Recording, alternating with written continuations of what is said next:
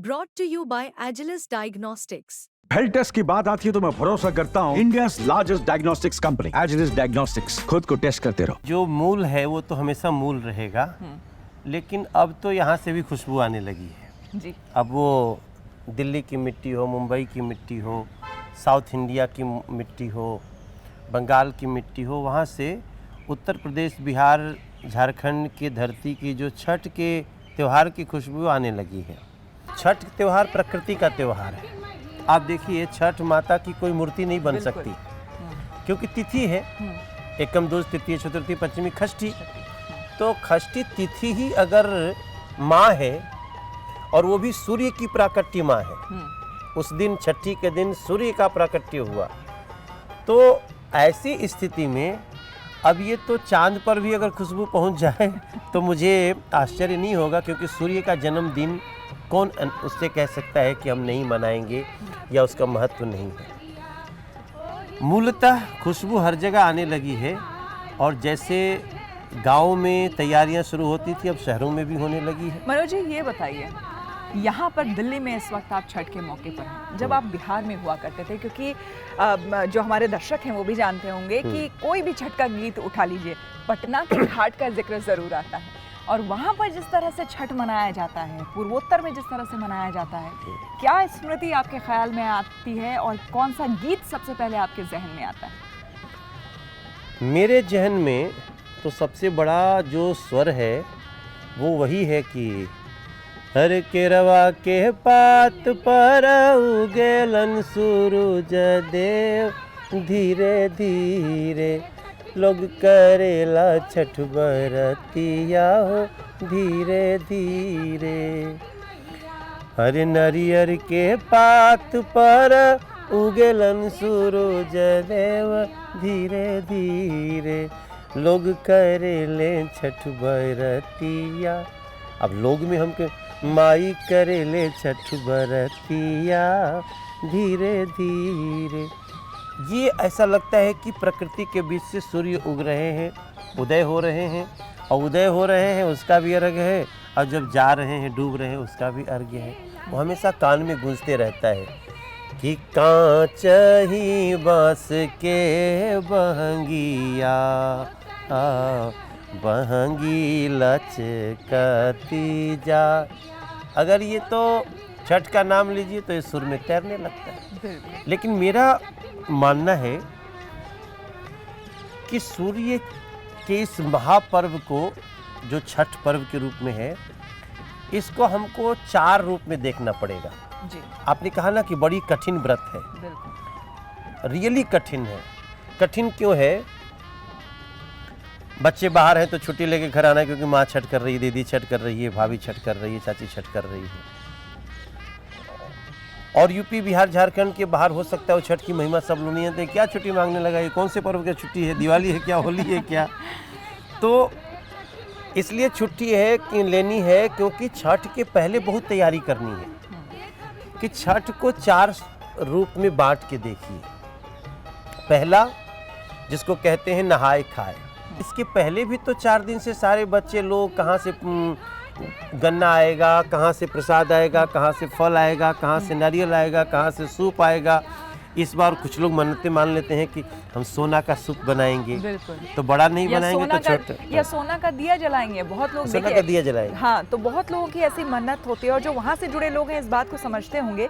और मनोज जी, ये देखिए, अब आज भले ही स्वच्छता मिशन को लेकर के इतने जोर शोर से हर जगह आप लोग भी बोल रहे हैं, और बाकी सरकार से जुड़े जो लोग हैं वो भी बोल रहे हैं, प्रचार कर रहे हैं कि हमें घर बाहर हर जगह स्वच्छता का ख्याल रखना चाहिए, लेकिन ये एक ऐसा त्यौहार है, ये एक ऐसा पर्व है जिसमें स्वच्छता का सबसे ज़्यादा ख्याल रखा जाता है।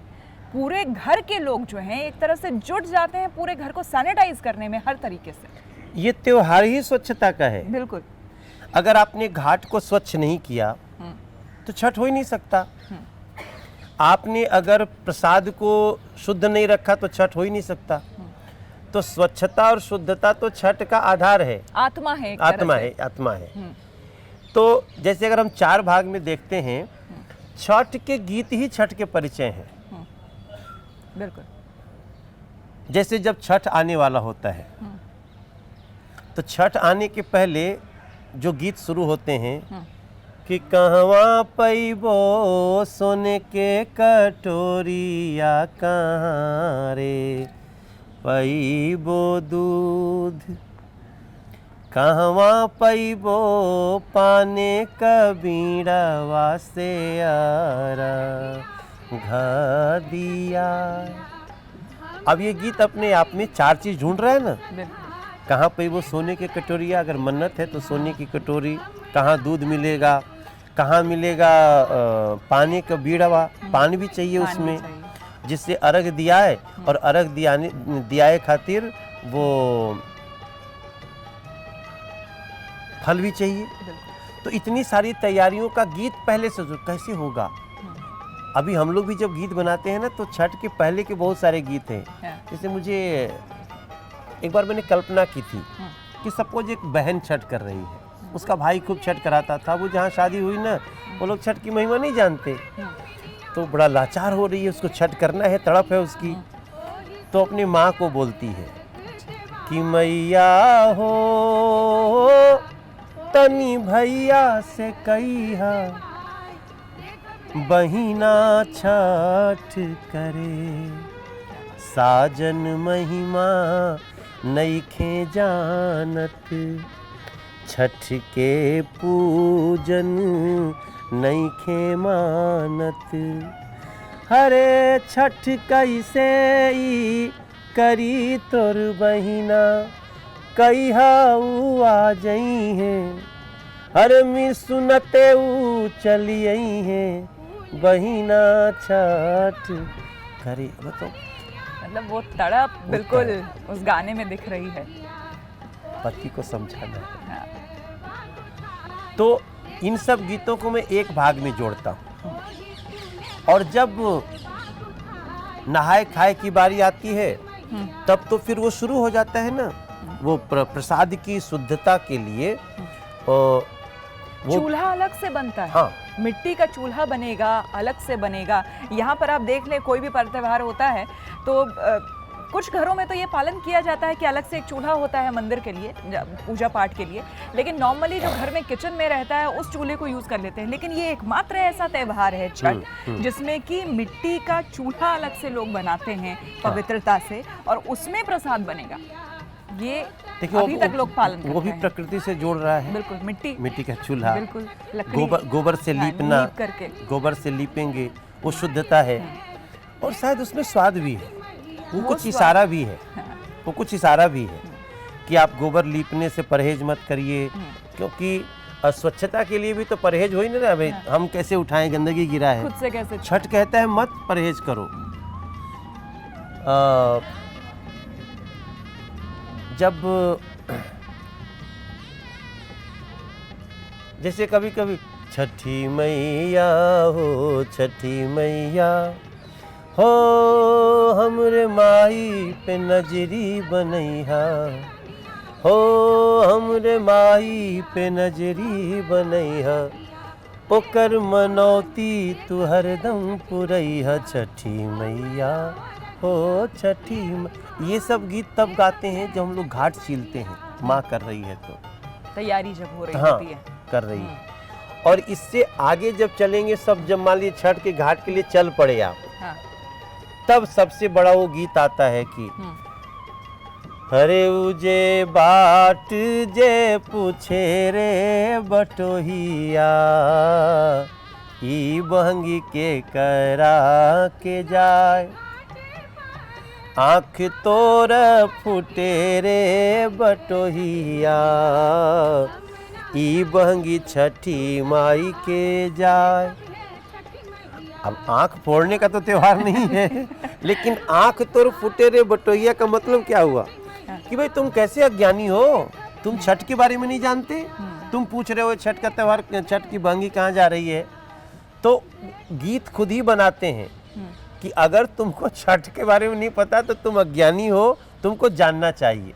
उजे केरवा से फरेला घवद से, ओ पे सुगा मेरे राय, सुगवा के मरबो धनुष से, सुगा गिरे मुरझा। वो मुरझा के गिरे, वो मारना नहीं चाहती, डराना चाहती है कि मेरे फल को जूठा मत कर देना, क्योंकि शुद्धता का वो लेवल स्तर है, होता स्तर होता है। तो गीत भी गीत परिचय है हमारे छठ के। बिल्कुल। और मनोज जी, और खास करके छठ का त्यौहार ऐसा होता है, जैसा कि आपने शुरुआत में जिक्र किया था, कि एक अकेले से नहीं हो सकता है, क्योंकि एक तो व्रती होती है जो कर रही होती हैं, उनके हेल्प करने के लिए पूरे परिवार को आना पड़ेगा। हाँ, तो वो एकजुटता जो है, जो आज कहीं ना कहीं ये मेट्रोपॉलिटन सिटीज में हमको देखने को नहीं मिलती है, लोग बिखर से गए हैं। ये छठ एक ऐसा त्यौहार है जो लोगों को करीब लाता है, परिवार को जोड़ता है। ये भी एक बहुत बड़ा संदेश है। परिवार को भी जोड़ता है, समाज को भी जोड़ता है। भी। सूप चाहिए ना, तो सूप कौन बनाता है? सूप के लिए तो आप उनके दरवाजे पे जाके खड़ा होना पड़ता है, जिनको आप समाज ने कहा कि अछूत हैं। बिल्कुल। तो अरे कहवा पैबो सोने के कटोरिया, कहाँ रे पैबो सूप। तो सूप के लिए ना डोम घरे सूप। आप उस जिनको कहा गया कि अछूत मानते हैं, छठ किसी को अछूत नहीं मानता। आपको डोम के घर भी जाना है, वहाँ से सूप लाना है। आपको चुनरी चाहिए तो चुन्नी चाहिए, तो चुन्नी बनाने वाले तो मुस्लिम समाज के भी लोग ज़्यादातर काम करते हैं। और इस बार तो हमने मनोज जी खबरों में ये भी देखा कि मुस्लिम समाज की कई जगह महिलाओं ने घाट को साफ करने का बीड़ा उठाया। वो खुद घाट को साफ भी कर रही हैं। सूर्य तो सबके हैं ना। सूर्य और ये भेदभाव लोगों का ही फैलाया है, बाकी और कहीं कुछ नहीं है दुनिया की। मुझे लगता है ना कि देखो, ये बहुत अच्छी बात आपने कही कि छठ ऐसा लगता है, अब मैं किसी भी त्योहार की अवहेलना नहीं कर रहा हूँ। दिवाली का अपना महत्व है, होली का अपना महत्व है, रमजान का अपना महत्व है, सभी त्योहार के अपने महत्व हैं। लेकिन छठ एक ऐसा त्योहार है जो जोड़ता है। आपको दूध के लिए ग्वाला के घर पे जाना पड़ेगा, आपको हवन कराने के लिए पंडित जी को याद करना पड़ेगा, और आपको और क्या क्या चाहिए, फल चाहिए, फल वाले के पास जाने चाहिएगा। फल हमारे बहुत कहते हैं ना कि दलित समाज के लोग हमारे फल बेचते हैं। तो जब तक आप तो सबको जोड़ेंगे, वर्ग जो है जी, उन सबकी सहायता से उसके बाद परिवार भी चाहिए, और परिवार उसके बाद परिवार भी चाहिए। हाँ। तो मैं समझता हूँ कि चूंकि इसमें मूल जो भाव है वो संतान प्राप्ति है। सूर्य जैसा तेजवान संतान हो। तो जब संतान चाहिए तो फिर तो सबको साथ में खड़ा होना पड़ेगा, सभी लोगों को जोड़ करके चलना पड़ेगा। कभी कभी मुझे लगता है ना, कुछ लोगों ने संतान को पुत्र कहना शुरू कर दिया। बिल्कुल, पुत्र प्राप्ति के लिए। मैं समझता हूँ ये बिल्कुल ही गलत है। मैं आप सभी से प्रार्थना करता हूँ कि अगर आप छठ की महत्व को समझते हैं तो छठ में कहीं भी पुत्र प्राप्ति सिर्फ नहीं है, संतान प्राप्ति है, क्योंकि ये बांझपन से जुड़ा हुआ है त्यौहार। हमारी कोख भरे, हमारे आंगन में किलकारी गूंजे, वो बेटा हो या बेटी किसी के लिए भी हो। हमने, मेरा एक गाना मुझे मेरी माँ सिखाती थी कि हाँ, हरे गंगा जी के ऊंची लहरिया, तिवैया ये करोवे, तिवैया ये करोवे लिहो, ए गंगा मैया अपनी लहर हमके दी, तू ओही में डूब, मरती ओही में डूब। वो मृत्यु का मांग कर रही है, गंगा तुम्हारी लहर में डूब के मर जाऊं। क्यों? हरे मोरे घरे बाड़े ना बलकवा, मारे लताना लगवा, मारे लताना लगवा नु हो, ए गंगा मैया कैसे के जी हम। शाम का जो मौका होता है उसमें ज़्यादातर ऐसे गीत होते हैं जिसमें जो क्रियाएं हैं छठ में, जैसे एक सात कोठरिया है दीनानाथ का ही दुआर, गोड़वा लागत है छठी मैया ना की या पीरा तबो ना छोड़लू है छठी मैया बांझी नी के नाम। चांदी के चौकठवाए छठी मैया सोना के केवाड़। बंझिनी तीरुआए छठी मैया दुआरे भैली खाड़। सुपवा डलुआ से छठी मैया होखा ना सहा। क्या बात, मुझे ऐसा लग ही नहीं रहा है कि मैं बिहार में नहीं हूँ। तो चलिए, ये संझा अर्घ की बात हो गई। हाँ। और इसमें बहुत महत्वपूर्ण होता है दूसरे दिन का भी अर्घ। और छठ में सबसे बड़ी बात है, एक बार अपने दर्शकों को फिर से बता दें जो लोग इस बात को नहीं जानते, कि ये एकमात्र ऐसा पर्व है जबकि जिसमें हम उगते और डूबते हुए सूर्य दोनों को अर्घ देते हैं, दोनों की उपासना करते हैं, जो कि बहुत महत्वपूर्ण और बहुत ही इम्पोर्टेंट बात है, जानने वाली बात है। संझा अर्घ हो गया मनोज जी, सूर्योदय अब बाकी है। सूर्योदय बाकी है। अब देखिए, सूर्योदय के समय की बेचैनी बहुत होती है। रात भर लोग घाट पे बैठे हैं हाँ। और अब धीरे धीरे वो आस जो है ना, हाँ। वो जा रही है हाँ। कि जल्दी उगो सूरज देव। उसमें एक एक पल की देर बहुत भारी लगती है, क्योंकि 36 घंटे का व्रत हो चुका होता है। हाँ। और हम लोग, हमारा देश भी इस समय उसी सूर्योदय के इंतजार में है, बिल्कुल। एक बड़े सूर्योदय के इंतजार में। और लोग इतना देर से जल में खड़े हैं, 70 साल से हम लोग, और एक नया सूरज निकलने वाला है। उसमें आपकी भी बहुत ज़्यादा जिम्मेदारी आपके ऊपर हम भी। सब लगे हुए हैं। तो उस समय का जो गीत होता है, वो उसमें मैं 2 भाव सुना के फिर हम लोग विदा ले लेंगे। बिल्कुल बिल्कुल। अरे उगा उगा उगा हो सूरज देव भैली बड़ी देर।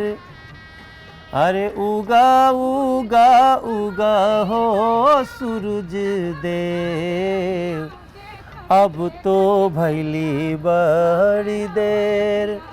पटना के घाट पर नरियार, अब तो भैली सबेर। आदित्य बाबा भैली सबेर, दीनानाथ भैली सबेर। उसी का अंत इस भाव में भी होता है कि सात ही घोड़ा केरा रथवा, रेशमवा के डोरिया नु हो। ताही पर आदित्य बाबा यह असवार, अरघिया के बेरिया नु हो। पनिया में ठाढ़ बरती जो हेली, आदित्य मलय सरवानु हो। ताही पर दीनानाथ यही है असवार, अरघिया के बेरियानु हो। ताही पर आदित्य बाबा यही हैं असवार, अरघिया के बेरियानु हो।